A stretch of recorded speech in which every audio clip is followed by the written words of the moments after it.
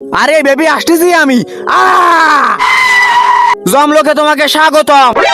দেখো তো চিত্রগুপ্ত, ও নরকে যাবে নাকি স্বর্গে? জি মহারাজ। দাঁড়ান মহারাজ, আমার একটা শেষ ইচ্ছা পূরণ করে দেন। শেষ ইচ্ছা? আমি দেখতে চাচ্ছি আমার মরণের পর লোকজন কি কি ভাবতেছে, কি কি বলতেছে। আমি একটু দেখতে চাই মহারাজ, প্লিজ আমাকে পৃথিবীতে পাঠিয়ে দেন। আচ্ছা ঠিক আছে। আমার ছেলের লাশ দিয়ে খুব গন্ধ বেরোচ্ছে। আরে মা। আরে ভাই, এ কি তোর খুব কাছের লোক? না। তুই কি এরা টাকা পয়সা কিছু দিছিলি? না।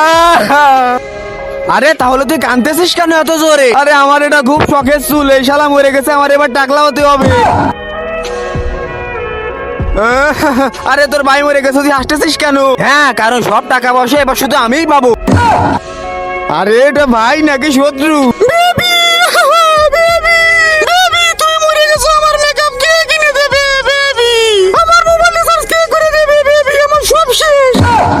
সব তো মাথা জমরা, আমি দেখতে পারবো না, আমাকে উঠোই নাও। শেষ ইচ্ছা পূরণ হয়ে গেছে। দেখো তো চিত্রগুপ্ত, স্বর্গে যাবে নাকি নরকে?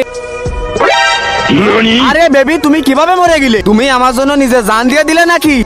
তার আগে যারা আল্লাহকে ভালোবাসো তারা একটু লাইক কমেন্ট করে যাও, আর যারা চ্যানেলটি সাবস্ক্রাইব করবে তাদের জন্য অতীতের সকল গুনাহ মাফ হয়ে যায়। সবাই কমেন্টস বক্সে লিখে যাও আই লাভ আল্লাহ। না বেবি, আমি তোমার লাশের পাশে কাঁদতে কাঁদতে বেহুশ হয়ে গেছিলাম, আর ওরা সবাই তোমার সাথে আমারও সৎ কাজটা করে দিল। हे प्रभु মহারাজ, এর কোনো অপরাধ নেই, ছেড়ে দে নাকি? হট, এদের দুটোরই দেখো চিত্রগুপ্ত।